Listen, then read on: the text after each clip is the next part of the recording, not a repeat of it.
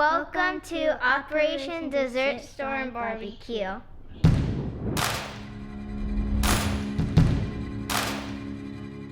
When we started this company, we decided to call it Operation Dessert Storm Barbecues because it reflects my service and also reflects her dessert cooking. But I was in a service. I joined in 1989, actually. I was 17 years old. So my son, he always spoke about wanting to be in the military. He went 2 weeks after he turned 18. He has a wife, Amanda. She's proudly serving, and they have 2 kids. I'm a grandmother. For me, cooking and baking is really not a job because I love doing it. We were always together as a family. I want my kids to always remember mom and dad like that. There was a company called Black Rifle Coffee Company, which is a veteran-owned company, and just listening to their story is like, well, I could do the same thing. I want to take my barbecue to the next level. So I just came home one day and said, hey honey, what do you think we start a barbecue business? I said, I've been really looking into it. There's this thing called a Miko. You can do your desserts and you do the sides, and I'll just focus on all the smoked meat. She goes, yeah, sounds good.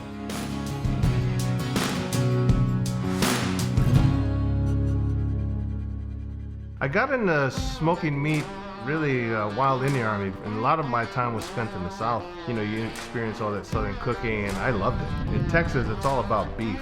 Brisket was the biggest thing, so that was really what fascinated me about barbecue is they can take this huge piece of meat and just turn it into the best barbecue beef that you could ever taste. It doesn't matter how good your rub is, or how good your seasonings are, how good your barbecue sauce is.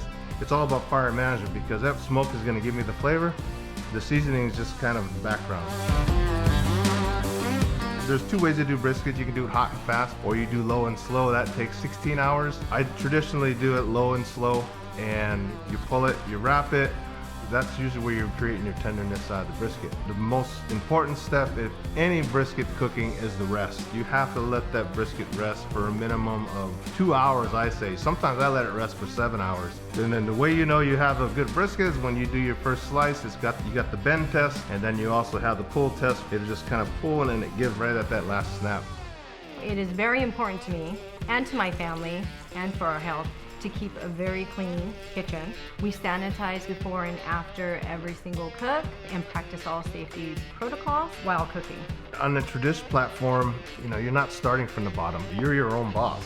Whatever you want to cook, that's what you're going to cook. And having an actual app or a website to go to and to actually see the chef's stories and see everything that's going on behind the scenes of the chef. For the consumer, it'll build more confidence into actually purchasing from that chef. So I would totally recommend Tre'dish to a new chef that will want to come on board for sure.